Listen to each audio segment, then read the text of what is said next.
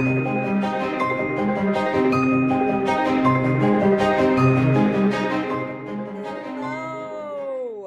Welcome to episode 32 of I Do What I Want. I am your host, Hollis, and this is January's episode. It's very exciting. Also, happy Martin Luther King Day. Woo! Great holiday. So, yeah, that is what today is.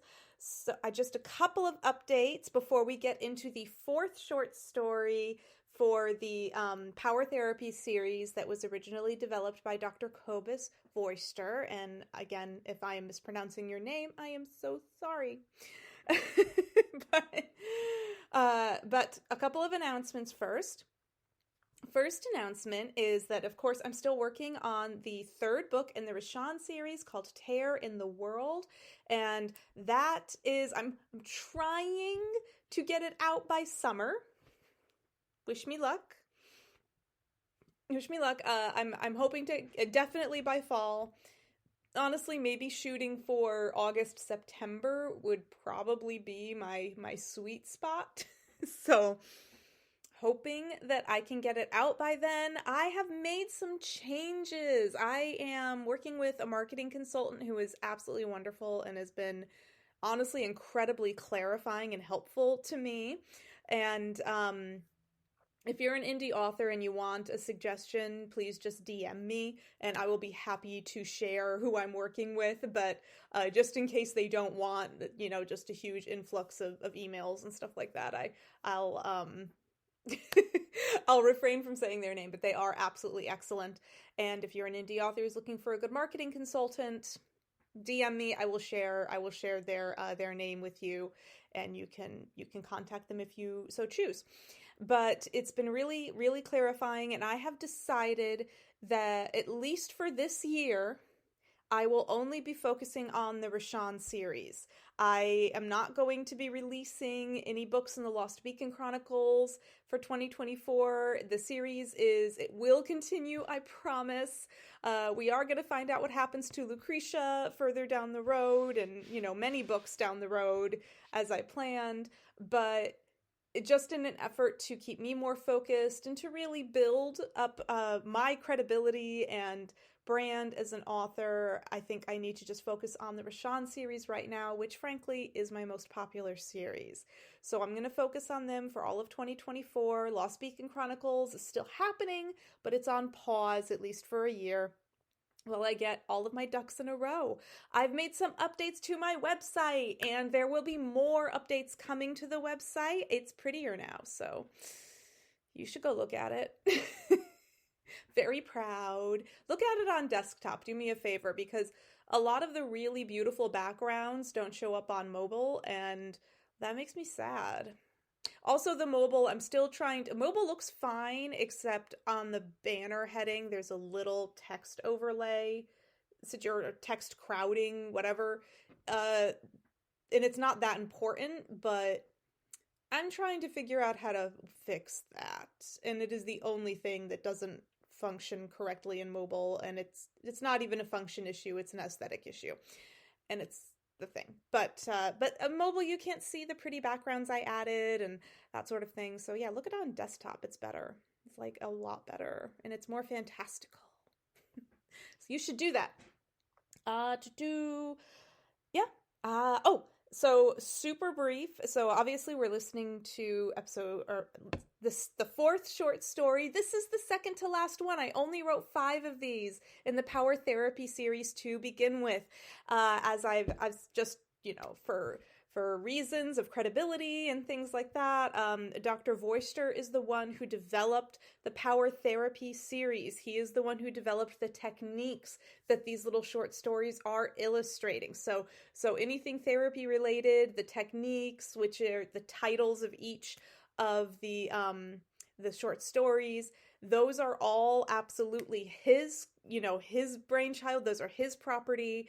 And if you're interested in power therapy, I strongly recommend that you can Google it. You could just Google, and I put his name in little description so you can spell his name correctly and everything else. But yeah, please check it out. It's actually incredibly helpful. He's a wonderful psychologist and a really, really kind person. So I would recommend that. The characters, the world, the storyline, that's all 100% me. And one of the reasons I chose to read these stories on my podcast was because I really enjoyed the storyline and the characters and everything else. And I think that I would like to rewrite these with the power therapy elements removed so that I can, continue the story and finish it as I'd like to see. So what's happened so far, if you want to go back and listen, that's awesome. That's back. The first story started at episode 29, which was released in October, and then episodes 30 and 31 are the other two, in chronological order. And what's happened so far, very, very, very brief sum up, is that we have a Fae woman named Amari who's shy, and there's a prince and a bodyguard, and basically Amari is trying to help her people because the king is trying to push them out of their home. She had this crazy idea to kidnap the prince. So she tries to do that. She gets caught, but then, Prince gets double-crossed. His personal bodyguard was not aware of the double-cross. They all get kidnapped by double-crossing guards, and they get taken to this compound where this evil cult called the Cult of the Fang that worship these crazy, weird, hyper-intelligent and vicious werewolf monsters are holding them probably to be sacrificed. They do find a way to escape, and they do it by accidentally bringing someone into the dungeon by magical means, and that's a whole thing I'm not going to spoil for you. They get out, and they do manage to escape from the evil Cult of the Fang compound, and now we are picking up with them where they are running away through the forest and trying to find their way to a safe space. And so with that briefest of sum ups and leaving out so many important details to the storyline, let us jump in. This short story the title is called Cat versus Dog and the Unholy Trinity. So that one is, cat versus dog. It is alluding to, conflict. Of course, they're fighting like cats and dogs. So there is that, of course. And the Unholy Trinity, I think you will find to be quite unexpected and also very helpful. And again, both cat versus dog and Unholy Trinity are two of the terms, the techniques that will be explained in the short stories, but they are the techniques from the Power Therapy series. And let's jump right in. Let me clear my throat a little bit. Sorry, if I have to clear my throat a little bit more, it is wintertime. I'm slightly sniffly, so please bear with me. I am not a professional narrator.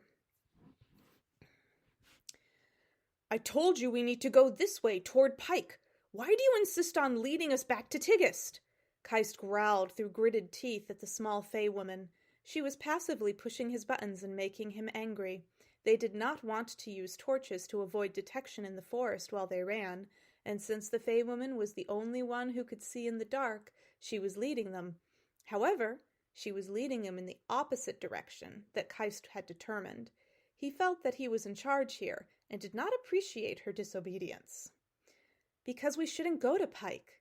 We should go back to my village and regroup there, Amari answered in an exasperated tone, as if Keist had worked that out for himself already. Oh, I'm sorry. In an exasperated tone as if Keist should have worked that out for himself already. How can you tell which way we're going anyway? She was annoyed that he had realized her plan. She was not a confrontational person and had just decided to do what she wanted instead of communicating that to the other three. The tall, formidable soldier drew himself to his full height and stepped up closer to the short, slender Fey woman. She jutted her chin upwards to meet his eyes and did not back up to show that he did not intimidate her. This annoyed him. "I know which way we're going, because I just got a look at the stars through a hole in the forest canopy. I don't appreciate being led astray. What makes you think that we should go back to your village? Isn't it crawling with the king's soldiers? The same soldiers who just betrayed us. You should have communicated your thoughts before leading us this deeply into the woods." Truth be told, Amari was usually the type who shrunk away from conflict of any kind, particularly conflict with strange men with big muscles and seemingly permanent brow furrows. But something about Keist provoked her antagonistic side. She honestly didn't even know she possessed an antagonistic side until a few hours ago. She hoped that her time in his company would be brief. "Yes, there are soldiers there, but I know how to get in and out of my village without attracting any attention. They are our secret ways. My father will be able to help us." Keist dropped his head and used 2 fingers to rub the bridge of his nose. "So, your whole plan is to run home to Daddy." It wasn't a question. It was a frustrated statement. Keist did not think much of her planning capabilities, and for good reason. The heat of anger smacked into Amari like a riot. There was a moment of heavy glaring and quickened breathing. Then the whisper yelling began. They dared not speak or shout at full volume for fear that they might be overheard by any cult of the Fang members that might be searching in the forest for them. Piper shook his graying head at the arguing pair. "Can you believe those two? It's like cats and dogs." It sounded like the normal colloquialism, but he actually meant something more. Sven people use the conceptual labels of cats and dogs to better define personality. By identifying yourself as a cat or a dog, in Sven way, helps them take charge of their thoughts, minds, and lives. They teach that you may choose to be the cat or the dog. It is always a choice, though not always a conscious one. Both have their strengths and are equally looked upon. They are simply very different in how they operate, and therefore often disagree in confrontation, very much like he was presently witnessing between the Fey woman cat and the bodyguard dog. The Sven believe that everyone should know who the real person is living in a body. They call this the true me. So the idea of cats and dogs is often used to explain differences and reinforce that everyone should know who they really are. Jaren shrugged in agreement, but as he observed the argument, perhaps it would be better if they just went their separate ways from the Fey woman. Truth be told, Jaren didn't care what course they took so long as they did not go back to the palace. He would never return to that place, not ever. For the first time in his life, he was free to make his own decisions. No one was going to tell him he had to pretend anymore. He could go far, far away from Tigist, maybe even a different continent, to a place where no one would recognize his resemblance to the crowned prince. He suddenly had an opportunity to live his life as he deemed fit. It should have been thrilling. He should be whooping through the forest, unable to contain his joy right now. So why did he feel so numb inside? Why wasn't the emotion of liberation overtaking him as he wished it to? "What's wrong with you, boy?" Piper inquired. He was more than a little concerned about Jaren's true me. Jaren was surprised by the pointed question. "What do you mean? I'm fine. Just waiting for the 2 of them to figure out communication."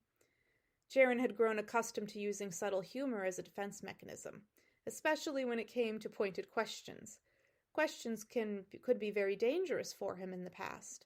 A humorous deflection, if properly applied, always kept his secrets hidden without him seeming that he had anything to hide.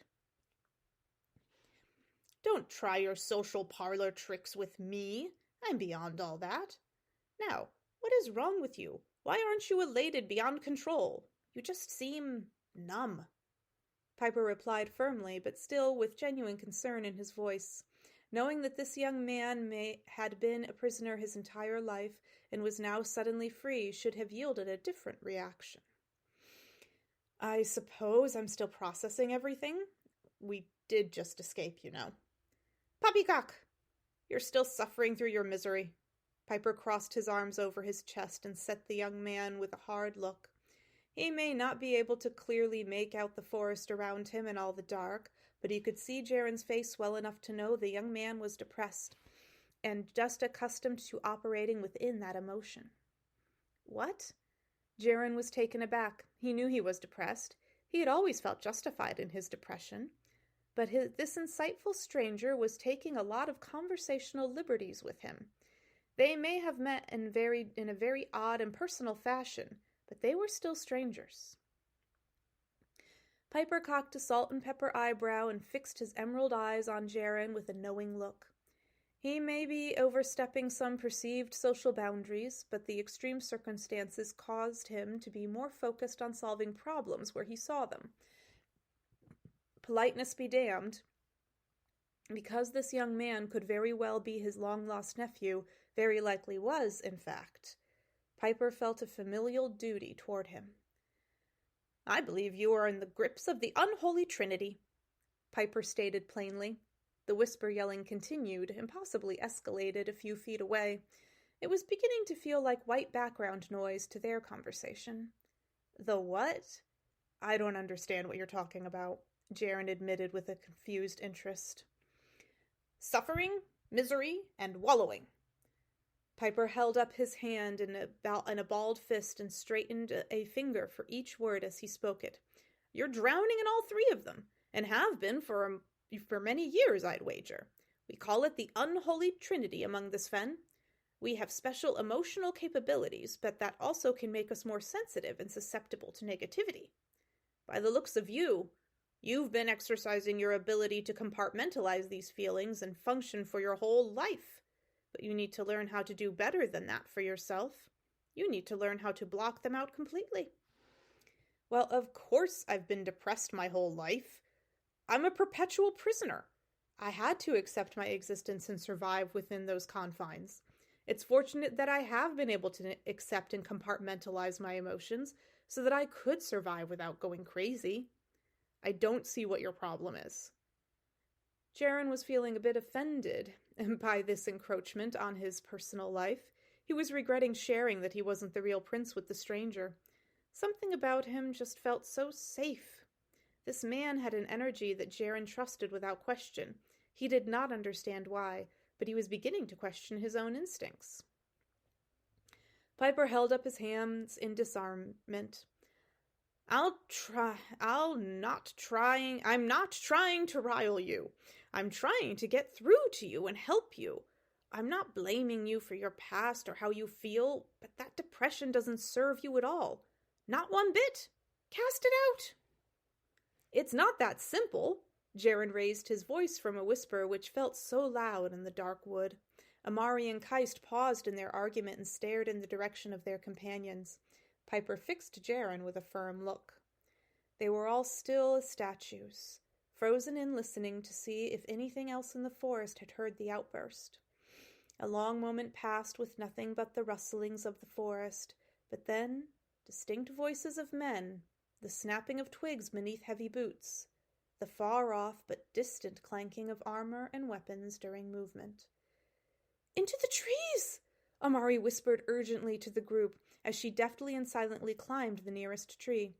Being a dryad fae, which are also called tree spirits, she possessed innate climbing abilities that humans did not. It was part of her nature. "She's right," Keist begrudgingly agreed. "They won't think to look up." Keist and Jaren scrambled up nearby trees with much less grace than the dryad, but they managed it without too much struggle. Piper, unfortunately, was not so adept at physical activities. He struggled for a foothold and fell with a muffled hump back to the ground. The sounds of the men approaching were getting closer. Jaren hooked his legs on a sturdy-looking branch and swung his arms down. "Piper, here!" Piper gladly grabbed onto Jaren's forearms and used his feet to help propel him up the tree while the young man pulled him upward. Seconds after Piper securely sat on a branch, torchlight illuminated the area, and some very angry-looking Cult of the Fang members gathered beneath the trees they all hid in. "I swear the voice came from this direction," one of the cult members stated as he suspiciously looked around the area. Those hiding in the trees collectively held their breaths and dared not twitch a single muscle. "They probably heard us coming and ran," said another who looked as if he may be the one in charge of the search party. "We need to figure out where they are most likely to go and make our way there.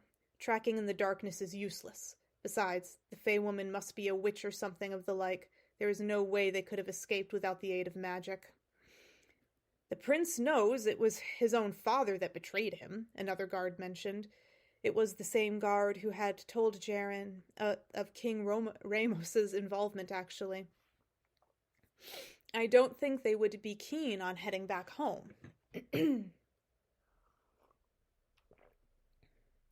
leader nodded and scratched his stubbled chin as he considered the options in his head. "If I were in their shoes, I would head for the kingdom of Pike and request sanctuary there. It's the nearest kingdom to the border of Tigist, and they are historically neutral in conflict. It is likely the safest place for them to go right now." The rest of the men murmured their concurrence with that logic. It did make the most sense. Above them, Keist mentally cursed. That was exactly his logic for wanting to go to Pike. Now, they couldn't go there, which meant that the Fey woman essentially just won the argument. He only allowed it to pester him for a second. No point in dwelling on petty feelings.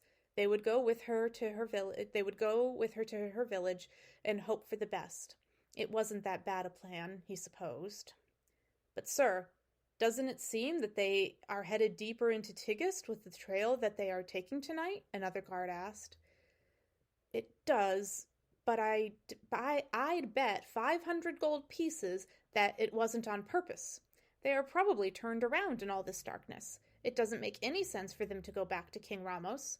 Besides, if they do, the good king will simply turn them all back over to us again. He is completely loyal to the cause of the Volcar now, and is desperate to prove himself."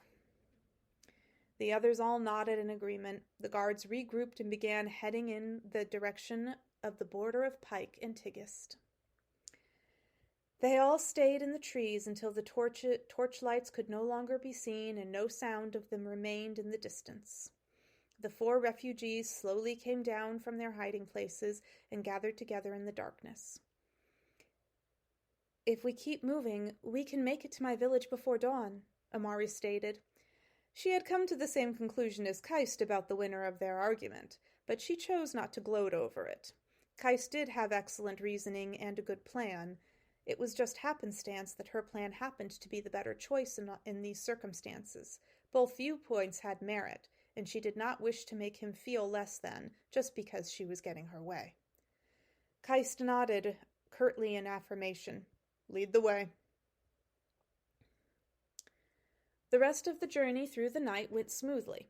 They did indeed make it back to the Fey village just before the hump of the sun began peering out on the horizon. Amari led them in through the thick underbrush on the side of the village, opposite the main entrance gate. The soldiers occupying the village were not there to protect the Fey that lived there, but to keep an eye on them for controlling purposes. Therefore, they were not patrolling around the borders, nor making any efforts to keep people out of the village. It was easy to get in without being detected. Then Amari took them on a familiar path home through the sleepy streets. Residents and soldiers alike would not be awakening for at least another 20 minutes, plenty of time to get home safely. When Amari opened the door to the old redwood tree that was her home, she was surprised to find her father sitting at the table with dark circles under his eyes, looking disheveled. At first, Aaron did not even notice that there were 3 strange men that entered his home along with his daughter. He could only see that his baby girl was alive and she was home. The big man stood abruptly, rushed to his daughter, and squeezed her into a tight embrace as he whispered her name. Amari matched his squeeze with all her might as she whispered, "I'm sorry, Papa." Tears of relief welled up in her father and daughter's eyes as they held on to each other for a long moment. Jaren suppressed a lump rising in his throat as he saw how much love was displayed between parent and child. It was selfish, perhaps, but he couldn't help but think that he had never and would never be able to experience those emotions at all. He would never experience the love of a parent. It made him horribly sad. In that moment, he felt a gentle hand squeeze his arm. "I know it hurts, but don't wallow in it. That only makes it hurt more. I can show you our ways to process these past events. You can and will beat the unholy trinity of misery, suffering, and wallowing that has been affecting your mood your whole life. It's not your fault that you never knew the love of your father. You have to forgive yourself for that. Relieve yourself of that burden," Piper's kind voice whispered. Jaren swallowed down the lump in his throat and gave him a grateful nod. It wasn't his fault. He shouldn't blame himself for it. Keist overheard the exchange and looked at the prince and Piper suspiciously. What did this stranger know of the prince's life? There was much to resolve. After their embrace, Aaron was, of course, very anxious for many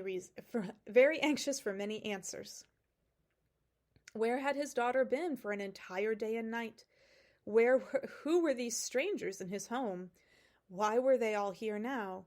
All of these questions were answered in short order. Aaron was horrified to learn of their capture by the Cult of the Fang, and that they were now searching for them. He was further shocked to learn that the crowned prince was standing in his kitchen, along with the royal guard. It was all very overwhelming. After about an hour of relating the events of the night, over a freshly cooked breakfast of roasted sweet potatoes, nuts, and cranberries, almost everyone present still had one lingering question. "Who are you, and how did you manage to appear from nowhere?" Aaron inquired of the middle-aged man with bright green eyes. His tone did not accuse in any way. It was simply a question. Piper sighed. "My name is Melvin Piper, but please call me Piper. Never liked the Melvin part much. Anyway, I am a member of the Sven. We are a group of humans with a common inherited ability to travel through dreams. We usually cannot physically manifest outside of those dreams, or rather, what we call the flux Sven. But in cases of extreme emotional distress, it is possible for one Sven to pull another through the flux Sven and into their waking space. That is what happened to me. Jaren is also Sven. He pulled me through into that dungeon when he made a physical contact with me within the flux Sven. Now I am here." "Wow," whispered Amari. She had no idea such people existed. "That's uncanny," Keist commented. He, too, had no idea of any such people existed, though he was immediately grateful that they did. The three of them would still be rotting in that dungeon, waiting to be sacrificed if it weren't for Piper and the abilities of the Sven. Aaron nodded with impressed approval. "I have heard legend of your people from the village elders. I never thought I would ever encounter one, let alone two, in my entire lifetime. I cannot begin to express my gratitude for your abilities, intentional or not." He reached over and squeezed his daughter's slender hand with his large one. "Amari is all I have left."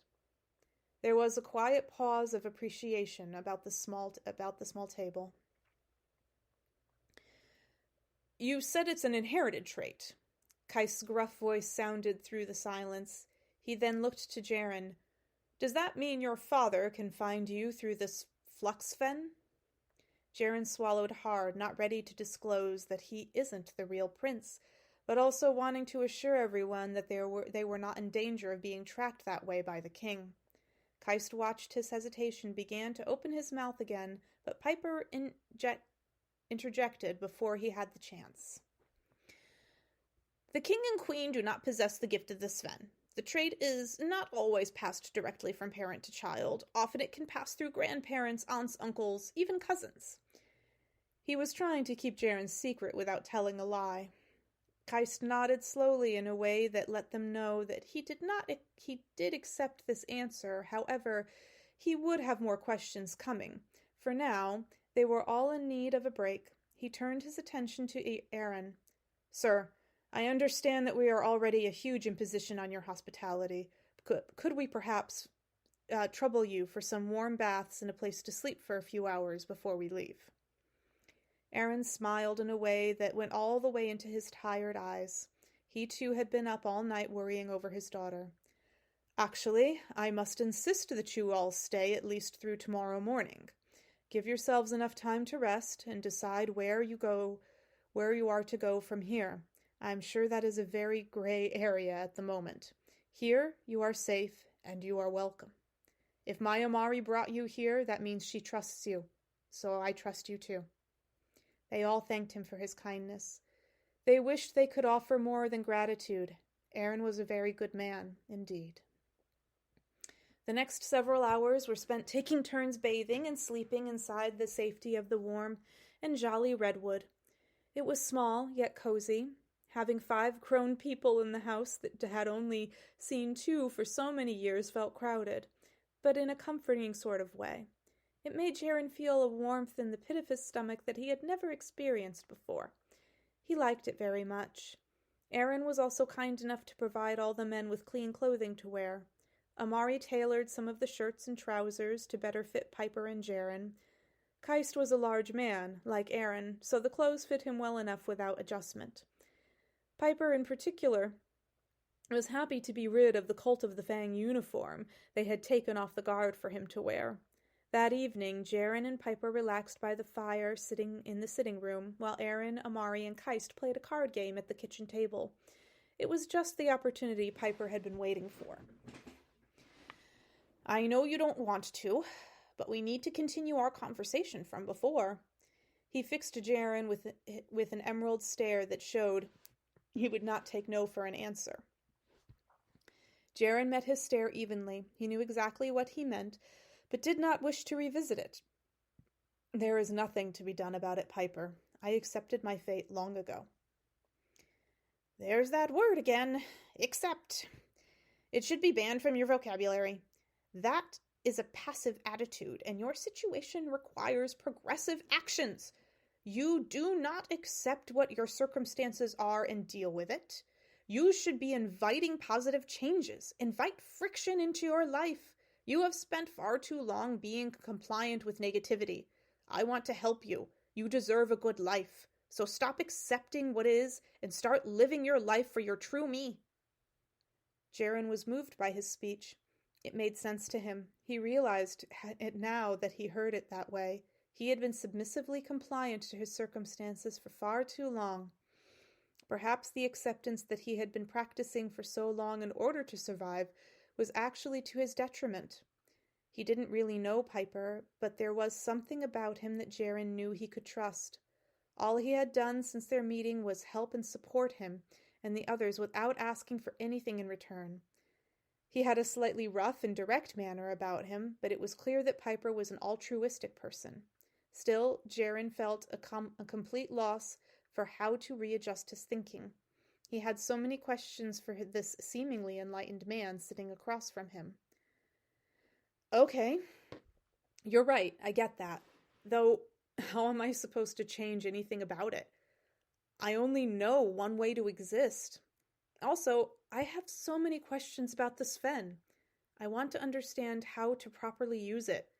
I need to know the rules and how to keep from dragging others into unfortunate situations. I'm very sorry I've brought you into this mess." Jaron leaned forward earnestly with his hands clasped under his chin as he spoke. He truly was sorry for Piper's predicament. He was eternally grateful for his help, but now that this man was far away from his home and family, it must be very hard for him. "Don't be sorry, boy. I think that perhaps the universe meant for me to come to you. It would have been nice to have some notice about it, but here we are now. No sense in dwelling on things that cannot be changed." Piper reached over and patted Jaron's knee comfortingly. "Now, since you're open to it, let me help you with some of those questions you have. You can absolutely change, but you need to be willing to invite it into your life. It will not be fast, nor will it be easy, but you are more than capable. Believe in your own powers of perseverance.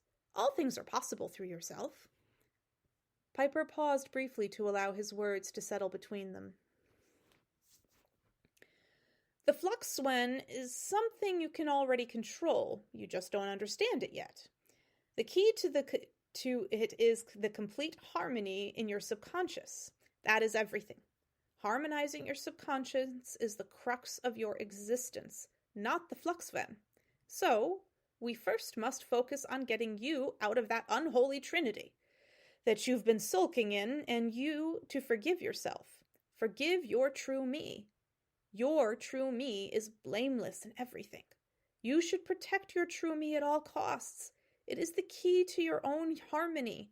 Once you are able to forgive and release that negativity, you will be free of the unholy trinity, which should be avoided at all costs for the rest of your life. It is a waste of time and energy to dwell on it. It doesn't serve you. Your true me deserves better, and you know it. You deserve your own forgiveness." Jaren shook his head, feeling confused. He comprehended the words and what they meant, but he was struggling with the how. He was struggling with the change of it all. "I don't fully understand. I mean, I understand, but I don't think I'm grasping exactly what you mean. I certainly don't know how you expect me to overcome everything and this unholy trinity." Piper looked upon him with a kind patience in his eyes, like a teacher looking at a stumped student. "That's why I'm here. We obviously were thrown together for a reason. I will teach you our ways in order for you to start taking control of your thoughts, mind, and life. You possess the magic of the Sven. You just have to learn to use it." He paused and looked for a sign of acceptance from the young man. He didn't want to rush him unnecessarily. Slowly, Jaren gave an astute nod. He wanted to know more. Piper relaxed and gave a smile of determination. The lessons started now. "Firstly, let's talk about the issue of your past and lack of love from those who raised you. Every time this thought enters your consciousness, you have to follow these steps in this exact order. So pay attention, boy." He paused again for effect before proceeding. "The first step is to forgive yourself. Do it unconditionally, without question, and with impunity. You have that power, and there is nothing anyone can do about it. You don't need anyone else to forgive you.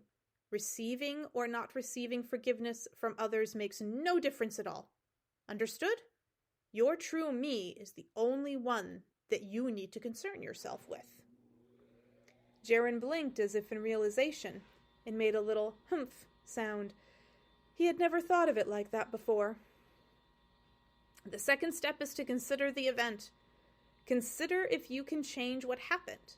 If you cannot, then you have to invite this reality. It is what it is. However, you can change the event. Consider if you want to change it. It might not be worth changing at all, or hell, it might even make matters worse. Either way, invite the new reality. Don't accept it, invite it. Accept is banned, remember?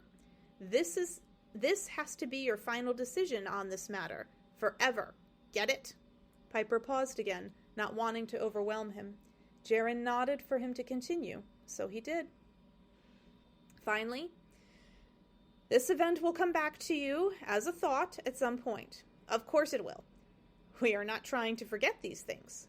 We are inviting our true me to process them differently, so expect the thoughts to come. The only thing you can't control here is when the thought happens." Piper shifted to lean forward more as he spoke. This was important. "So, since you have already accomplished the first 2 steps, when that thought happens, skip steps 1 and 2 in order to take the thought about the event straight to the final decision, like a reflex." He snapped his fingers for effect. "That quick!" The 2 men held eye contact for a few seconds. It was beginning to resonate with Jaren. He was beginning to understand. "That is how you beat the unholy trinity of misery, suffering, and wallowing. That is how you will do it. I know you can." Jaren swallowed hard and leaned back. It was a lot to take in. He liked the sound of all of it very much, but it seemed so daunting. It was so far away from anything he had ever known. He wanted to forgive himself. He wanted to feel the peace of having a harmonized subconscious. He suddenly wanted all of it more than he had ever wanted anything in his life. It would be something for him, something that could never be taken away. He could be his true me with complete freedom. The wine of these thoughts were intoxicating in his mind in a warm and pleasant way. So, are you ready to forgive yourself and cast yourself out of the unholy Trinity, boy?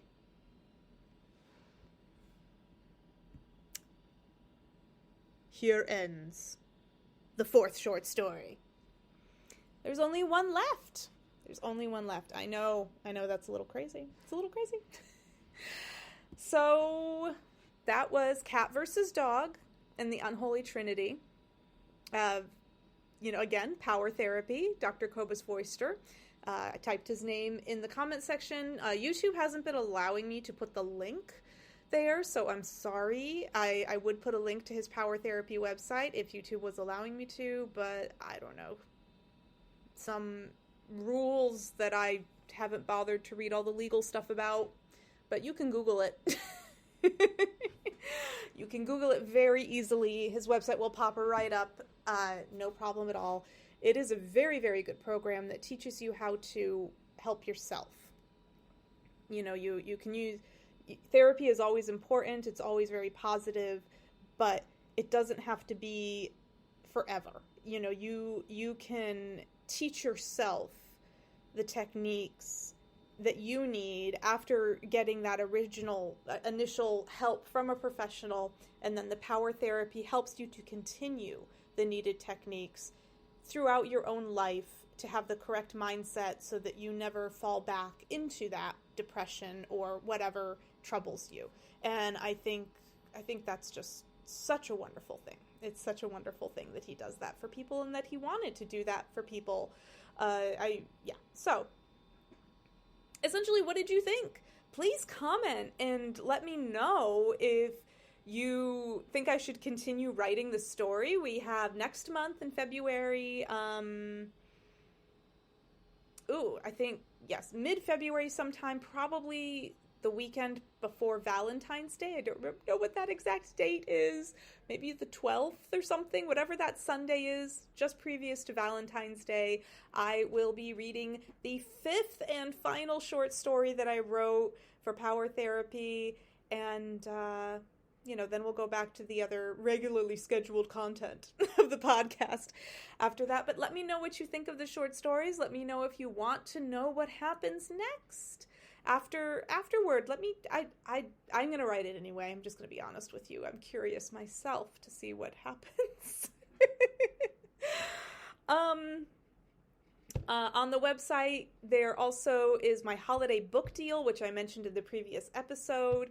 That was, for the Christmas holidays and everything, of course.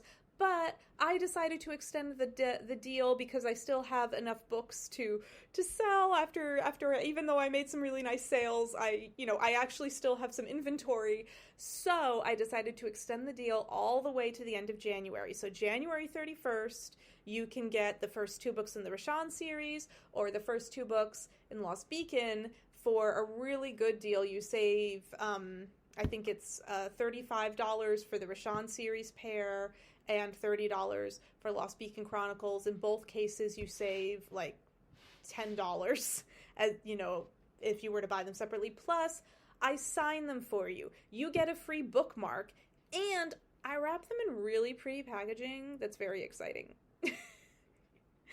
So, check it out. And if you just, I write down, or I have the instructions on how to order and everything just there. So go ahead, go to my website, check out the updates, check out the book deals.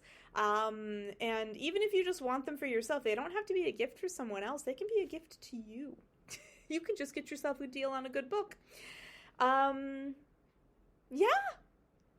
Thank you so much for listening. I appreciate that all of you that come, and I hope that you will join me next month for the final short story for now of the power therapy short stories, that I will be editing the power therapy elements out of them, but continuing with the storyline, the characters, and everything else as I continue on with the projects this year. So there is that. I wish you all the very best. And I hope you have a wonderful night.